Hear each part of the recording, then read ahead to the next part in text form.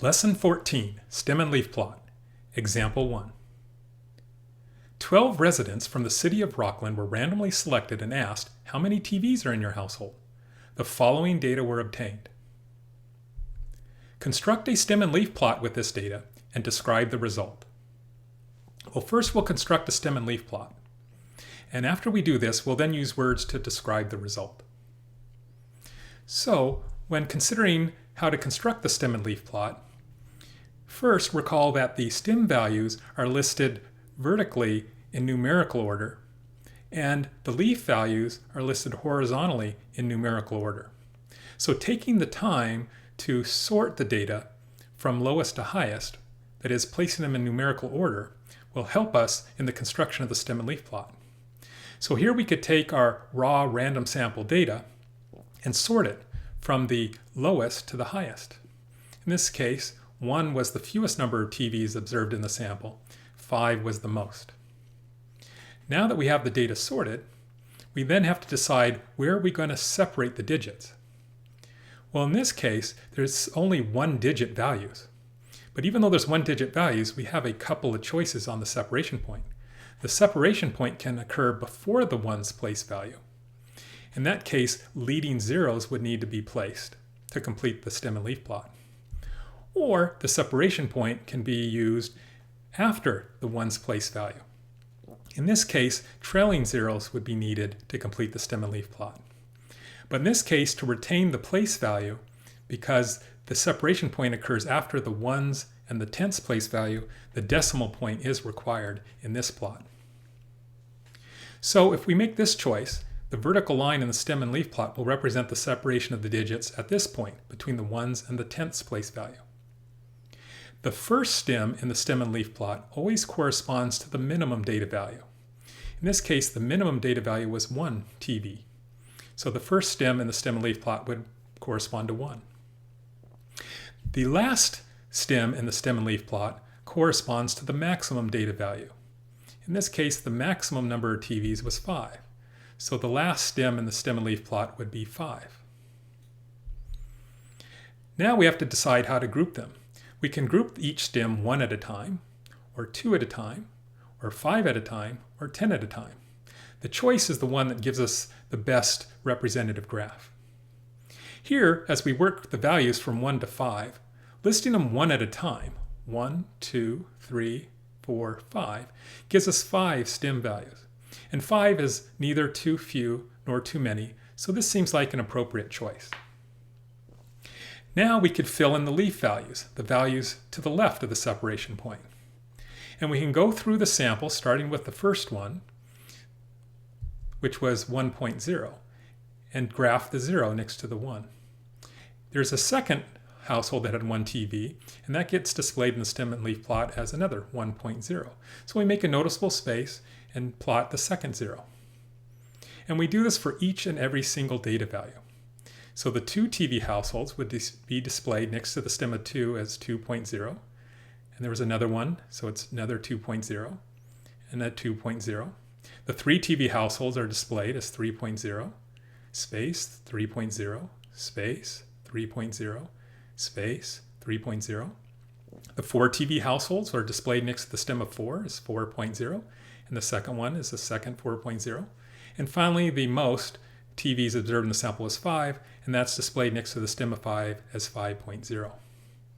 So here we used each and every single data value to construct the stem and leaf plot.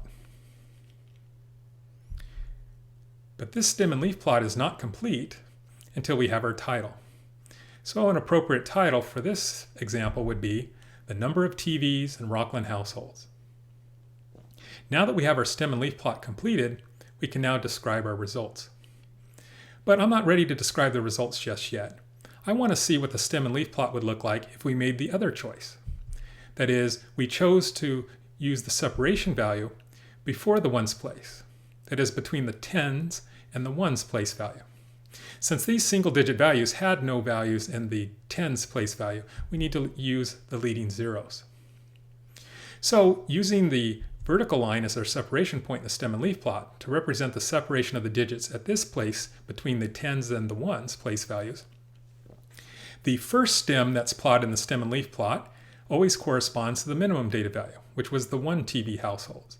And the 1 TV households had 0 for its stem value. The last stem value in the stem and leaf plot corresponds to the maximum data value, which was the 5 TV households. But 5 had 0 in its tens place value, so it actually would correspond to the same stem. This choice would produce a stem and leaf plot with just 1 stem value. This is too few, and that would not be a good choice.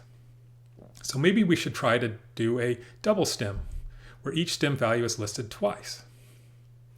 In this case, the first stem value of 0 would display all the digits 0 through 4, and the second instance of the stem value 0 would display the digits 5 through 9. So here the minimum data value of 1 TV household would be displayed next to the first instance of the 0 stem, and the maximum data value 5 would be displayed next to the second instance of the stem. In this case, we only have 2 stem values. This is too few, and this would not make for a very good stem and leaf plot. So maybe we could try using 5 stems. That is, each stem value is repeated 5 times.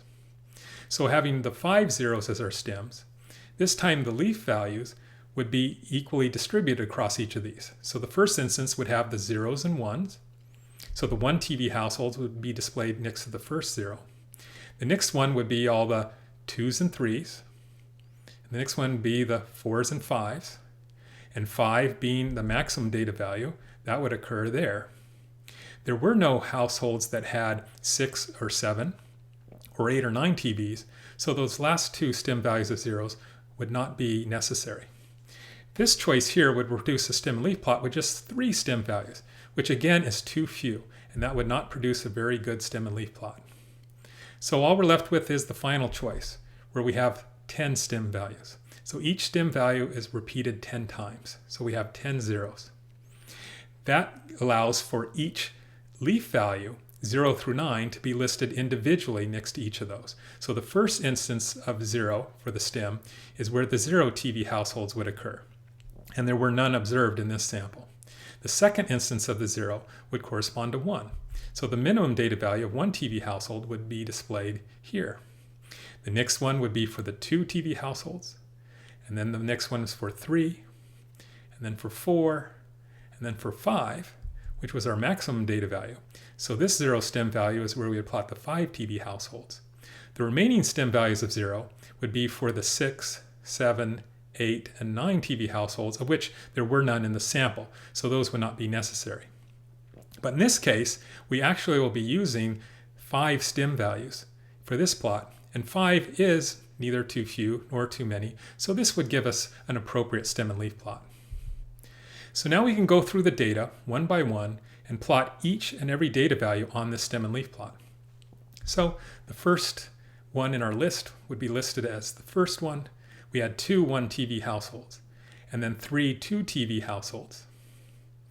And then the 3 TV households occurred 1, 2, 3, 4 times. And then there were 2 4 TV households, and finally just 1 5 TV households in our sample.